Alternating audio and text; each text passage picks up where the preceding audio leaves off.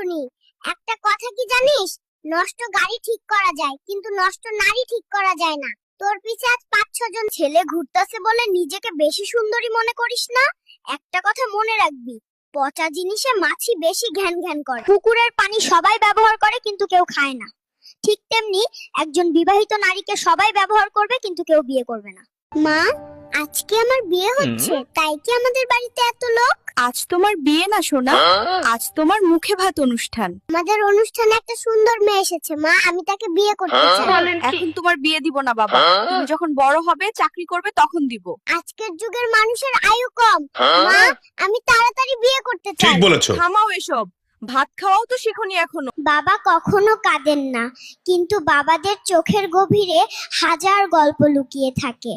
বাবা নামক সেই নিঃশব্দ মানুষটাই ছিলেন আমার জীবনের আসল হিরো।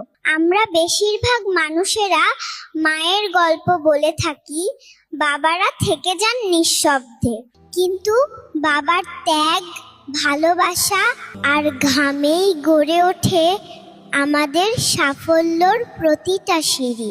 বাবা, আপনার মতো মানুষ পৃথিবীতে একটাও নেই, আর হবেও না। এ বোন, একটা কথা শুনে রাখো, 10 মিনিটের দায়িত্ব যে কেউ নিতে পারে, কিন্তু সারা জীবনের দায়িত্ব স্বামী ছাড়া কেউ নেবে না।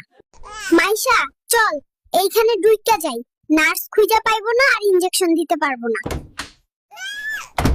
নাতি কইরে দেখ, তোর লেগে চুকুলেট আনছি। শালা বুড়া খাটাস, বলছিলাম নাতিরে আটকা, তোর নাতি আরেক মাইয়া লয়া বাক্সে। এ বোন, স্বামীর উপর কখনো রাগ দেখিও না। সূর্য ডুবে গেলে যেমন পুরো পৃথিবীটা অন্ধকার হয়ে যায়, তোমার স্বামী তোমার জীবন থেকে চলে গেলে তোমার পুরো দুনিয়াটাই অন্ধকার হয়ে যাবে। কথাটা মনে রেখো। বুড়াবুড়ি কইরে বাঁচারে আমারে, সাদিয়া সুমাইয়া নুসরাতের সাথে প্রেম করতে গিয়া ধরা খাইছি রে। বল, আর জীবনে 3টা প্রেম একসাথে করুম না। যা বুড়া, আর জীবনে 3টা প্রেম করুম না, একসাথে 4-5টা করুম। প্রিয় যুবক ভাইরা, আপনাদের উদ্দেশ্যে আজ একটা কথা বলবো, কথাটা মন দিয়ে শুনবেন। যুবক বয়সটা হলো যুদ্ধ করার সময়, বিশ্রাম নেওয়ার সময় নয়। এখন পরিশ্রম করেন, যেন বয়স হয়ে গেলে সম্মানের সাথে বাঁচতে পারেন। আমাদের ছেলেকে আমরা পাইলট বানাবো না, আমরা আমাদের ছেলেকে নায়ক বানাবো। বাবা। তুই বড় হয়ে কার স্বপ্ন পূরণ করবি? তোর বাবার কথায় কান দিস না। তোরা দুইটা চুপ থাক, আমি কারো কথা শুনবো না। আমি অনেক বড় হয়ে 4টা রাশিয়ান মেয়ে বিয়ে করব, এটাই আমার স্বপ্ন।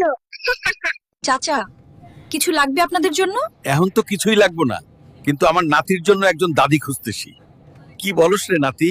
শালা বুড়া বল, নাতির জন্য বউ খুঁজতাছি। এক পা কবরে এখন বিয়ে করবি তুই? আমি করুম এই মাইয়ারে বিয়া। বাবা, আমি দাদিকে বিয়ে করার সিদ্ধান্ত নিয়েছি। কেন? দেশে এত মেয়ে থাকতে আমার মাকে কেন? সে তো আমার মা। তাতে কি, তুমিও তো আমার মাকে বিয়ে করেছো। দেশ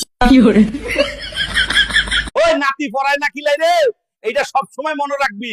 লেখাপড়া করে যে গাড়ি ঘোড়া চলেছে, এই বালছাল রেখে পড়ায় মন দে। ধুর বুড়া, তোরে কেডা এইসব বইলা দিছে রে? আমি তো জানি লেখাপড়া করে যে সারা জীবন মারা খায় সে। সো নো পড়ালেখা।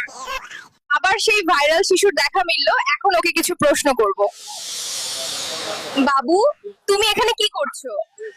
তোমাদের জ্বালায় একটু চা খেতেও আসতে পারবো না, কি যন্ত্রণা রে বাবা। তুমি এত রেগে যাচ্ছ কেন? আমার বাস গেছে, আমার ছাগল বিক্রির টাকা। ছাগল বিক্রির টাকা কি করলে?